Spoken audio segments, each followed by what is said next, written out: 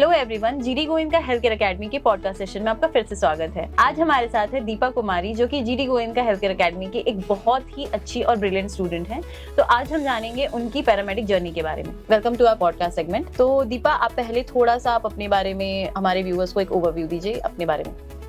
Hello ma'am, hello everyone, मेरा नाम दीपा कुमारी है। मैं दिल्ली की रहने वाली हूँ और मैंने जीडी गोविंद का health care academy Badarpur branch से अपनी स्टडी करी है पैरामेडिकल्स की। ओके, सो दीपा, जैसा कि आपने बताया कि आप एक पैरामेडिक हो और आपने पैरामेडिकल कोर्सेज करे हैं, तो ये आपको पता कैसे चला पैरामेडिकल कोर्सेज के बारे में? मेरा जो मेडिकल फील्ड में इंटरेस्ट था पहले से ही, क्योंकि फिर मैंने गूगल पे सर्च किया पैरामेडिकल कोर्स के बारे में, तो गूगल में सबसे पहले हाईलाइट हुआ जीडी गोविंद का हेल्थ केयर अकेडमी के बारे में। ओके, तो फिर मैंने उस पर सर्च किया और फिर उसके मैंने रिव्यू चेक किए, तो मेरे को अच्छे मिले तो मैंने उस पर ज्वाइन किया जीडी गोविंद। तो दीपा, आप साइंस स्ट्रीम से हो या? Yes ma'am. ओके, तो जब आप साइंस में, मतलब आप बायो बैकग्राउंड से होंगे? मैथ। अच्छा, आप मैथ्स बैकग्राउंड से हो, मतलब होल एंड होल आप साइंस बैकग्राउंड से हो। तो आपने शुरू से ये सोच रखा था कि आपको हेल्थ केयर सेक्टर में करियर बनाना है, या व्हाइल डूइंग योर 12th आपको ये बात पता चली? 12th के बाद मुझे ऐसा फील हुआ कि मुझे हेल्थ केयर सेक्टर में बनाना चाहिए अपना करियर, क्योंकि बिकॉज कोविड के टाइम पे हमने जैसे देखा गया कि बहुत सारे मतलब हुआ था हमारे साथ कि लॉकडाउन लगे थे और बहुत लोगों की जॉब भी चली गई थी, बट हेल्थ केयर ऐसे था ब्रांच जिसके अंदर कुछ भी नहीं हुआ, मतलब सब अच्छे से चल रहा था। अच्छे से चल रहा था, और वो हम जो नॉर्मल कर रहा था, हम जैसे नॉर्मल लोगों के लिए भी बहुत रिक्वायर्ड सेक्टर था वो, क्योंकि हमें उस समय हेल्थ सपोर्ट की बहुत ज्यादा जरूरत थी। तो आपके लिए भी वो शायद बेनिफिट, मतलब जो हॉस्पिटल स्टाफ है उनके लिए भी बेनिफिशियल रहा, और जो नॉर्मल पेशेंट्स थे उनके लिए भी ये सेक्टर ने बहुत उस वक्त हेल्प आउट किया हमें। तो दीपा, क्योंकि आप साइंस स्ट्रीम से हो, तो आपने ये नहीं सोचा कि मुझे नीट क्लियर करके पैरामेडिक नहीं डॉक्टर बनना चाहिए? आपने ये क्यों नहीं सोचा? मैम, क्योंकि नीट में एक फर्स्ट वाइट की जाएगी, कॉम्पिटिशन लेवल बहुत ज्यादा है और मतलब 100 में से 1% लोगों का नीट क्लियर होता है, और पैरामेडिकल एक ऐसा ऑप्शन है इसमें कि सब लोगों का हो जाता है अगर आप अच्छे से पढ़ाई करें और हर चीज करें तो।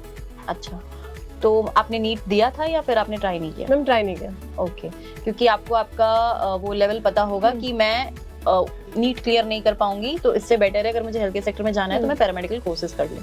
ओके, तो पैरामेडिकल कोर्सेज करने के लिए क्या एलिजिबिलिटी क्राइटेरिया होती है? मैम, हम 12th पास है, उसके बाद हमारे सारे मतलब स्ट्रीम जो होती है ना, ऑल ओवर स्ट्रीम के बारे में हम कर सकते हैं पैरामेडिकल्स का। अच्छा, किसी भी स्ट्रीम से? हाँ, कोई भी स्ट्रीम। तो आप जैसे डायलिसिस का कोर्स किया है आपने, क्या आप थोड़ा सा उसका नाम बता सकते हैं? मैम, जैसे कि मैंने कोर्स कर रखा है डिप्लोमा डायलिसिस टेक्नीशियन। ओके, तो जैसे आपने डिप्लोमा डायलिसिस टेक्नीशियन का कोर्स किया, तो क्या इसमें कोई भी स्ट्रीम के बच्चे आ सकते हैं? Yes ma'am.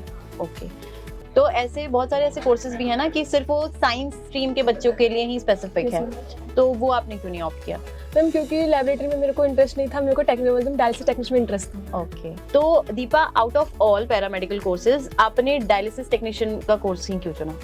मैम, क्योंकि मेरे को डायलिसिस टेक्नीशियन मतलब रीनल से रिलेटेड मेरे को मतलब अच्छा लगता है, किडनी के बारे में पढ़ना और सबके ऊपर रिसर्च करना मेरे को बहुत सही लगता था। ओके, इसलिए मैंने ये वाला। ओके, तो अभी जब आप आपने फिर रिसर्च करके जीडी गोविंद का हेल्थ केयर अकेडमी में एडमिशन लिया, तो वहाँ पर जो ट्रेनर्स थे या उनका जो इंफ्रास्ट्रक्चर था, उनसे आपको कितनी मदद मिली? मैं हमारे एक सनूप सर थे, बहुत अच्छे थे, जिन्होंने हमारी बहुत हेल्प करी हमारे इस चीज़ में, हमें आगे बढ़ने में। हमारी प्लेसमेंट से लेकर हमारी इंटर्नशिप, हमारी स्टडीज के ऊपर उन्होंने बहुत वर्क किया है। ओके, आप एक सर्टिफाइड डायलिसिस टेक्नीशियन हो, तो जब आप डायलिसिस टेक्नीशियन नहीं बने थे, आप एक स्टूडेंट थे नॉर्मल, और अब में क्या डिफरेंस है? मैम, पहले हम रिस्पॉन्सिबिलिटी नहीं रहती थी, मतलब मस्ती ये सब होता था, अब मतलब रिस्पॉन्सिबिलिटी हो गई है और हर चीज़ को सीरियस लेने की वो हो गया है, और कॉन्फिडेंस लेवल भी बहुत बढ़ गया है। घर पे कैसा रिस्पॉन्स रहता है? अब घर वाले आप पे कितना रिलाई करते हैं? उनको कैसा फील होता है आपके ऊपर, मतलब कैसा फील होता है उन्हें? घर वालों को मतलब घर वाले से लेकर मतलब गलियों में भी हमारी जो सोसाइटी है वहाँ पे भी मतलब अच्छे फील होता है, मतलब सेल्फ कॉन्फिडेंस लेवल हाई हो जाता है निकलते टाइम पे।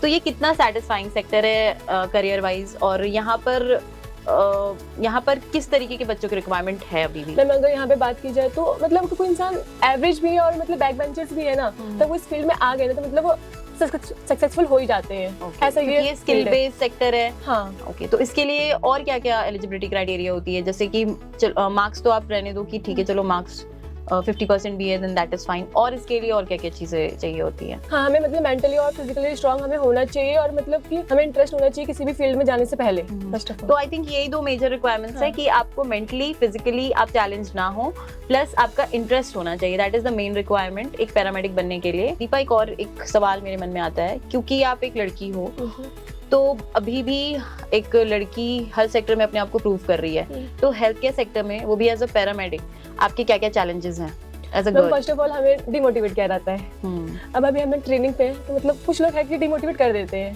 कि हाँ कि लड़कियों को नहीं लेते फर्स्ट ऑफ ऑल, क्योंकि लड़कियां नाजुक होती है, जस्ट लाइक जो भी हो। हाँ हाँ। तो हमारे साथ ऐसा होता है। तो आप तो क्या हम लोग चैलेंज को मतलब लेते हैं कि हाँ भाई हम कर सकते चैलेंज हैं। एक्सेप्ट करते हो? तो मेरा मैं फर्स्ट डे गई थी तो मुझे डिमोटिवेट किया गया। अब जब मेरा 5 मंथ कंप्लीट हो गए हैं तो अब लोग मुझे कहते हैं कि हाँ हम तुम जॉब पे रखेंगे। ओके। अब इतना बड़ा मैं चैलेंज अपना जॉब पे रखेंगे नहीं, मतलब तुमने अपने आप को, क्योंकि वीआर से अपने आप को मैंने मतलब इम्प्रूवमेंट करी मैंने। अच्छा, आपने अपने आप को प्रूव कर दिया। हाँ, कि मैंने प्रूव किया कि मैं कर सकती हूँ। ओके। तो ये तो आई थिंक ये हर सेक्टर में ये प्रॉब्लम है that we have to prove ourselves first, specially when you are a girl, तो आपको अपने आप को प्रूव करना ही पड़ता है। So we are working on it. और हेल्थ केयर सेक्टर में भी मतलब एक वो भी चीज़ होती है ना कि एक मेल डोमिनेटेड सेक्टर है वो अभी भी डॉक्टर्स मतलब कंपैरेटिवली देखा जाए तो जो फीमेल डॉक्टर्स हैं वो कम हैं, मेल डॉक्टर्स ज़्यादा हैं। तो वी आर ग्रोइंग, लाइक अभी भी हम as a society we are growing. And I think आप जैसे ही एग्जाम्पल्स उस चीज़ को सही कर सकते हैं, उस चीज़ को रिपेयर कर सकते हैं। So very good. दीपा, आपने GD Govind health care academy से पढ़ाई की है, तो वहाँ से आपको कितना सपोर्ट मिला? ना हमें वहाँ से मतलब अच्छे सपोर्ट्स मिला, मतलब हमें हर चीज़ प्रोवाइड करवाई गई। हम वहाँ पे इंटर्नशिप करने जा रहे थे, उससे पहले हमारे टीचर ने वहाँ पे विजिट्स किए कि हम वहाँ पे देखा वहाँ की सोसाइटी कैसा है, वहाँ के माहौल, वहाँ का एम्बियंस कैसा है, वहाँ के स्टाफ कैसे हैं। जो हमारे टीचर्स थे उन्होंने वहाँ पे जाके विजिट किया और हमारी पूरी सेफ्टी के साथ ही हमें वहाँ पे ट्रेनिंग इंटर्नशिप पे दी। तो अगर आप सेफ्टी की हम बात करें तो लड़कियों के लिए कितना सेफ सेक्टर है फीमेल स्टाफ्स के लिए? पैरामेडिकल जो होता है गर्ल्स के लिए मतलब 100% सेफ्टी ही रहता है उसमें। क्योंकि कई बार पैरामेडिक्स की तो क्योंकि 24/7 उनको जॉब करना होता है हॉस्पिटल में, तो एक सेफ एनवायरनमेंट होना भी बहुत जरूरी है। तो वो कितना आपके लिए, मतलब आपको ऐसा लगता है कि हाँ चलो अगर मेरी नाइट शिफ्ट भी है तो यू फील सेफ? ऐसा आपको कभी ऐसा लगा कि मैं अनसेफ फील कर रही हूँ? नो मैम, मुझे कभी ऐसा नहीं लगा, क्योंकि वहाँ के जो मेरे ट्रेनिंग्स हमारे वहाँ के सीनियर टेक्नीशियंस हैं वो बहुत फ्रेंडली और मतलब उनका बिहेवियर सही है। तो मुझे ऐसा कभी नहीं लगा। जब आप GD Govind health care academy में पढ़ाई कर रहे थे तो आपका एक्सपीरियंस कैसा रहा? आपके क्लासेस कैसे रहे? आपने कितने प्रैक्टिकल, कितने थ्योरी, ये सब चीज़ों में आपको कितना सपोर्ट मिला? मैं हमारी क्लास तो मतलब हमेशा होती थी मतलब, और हमारे जो टीचर्स थे वो भी बहुत प्रैक्टिकल्स भी हमारे हुआ करते थे। हमें सैंपल्स होते, ब्लड सैंपल कलेक्शन होता, वो हमें कराया गया था, CPR डमी पे हमें करवाई थी। ओके, तो thank you Deepa for being here, और हमें बहुत अच्छा लगा आपसे बात करके, and all the very best for your future. Thank you ma'am.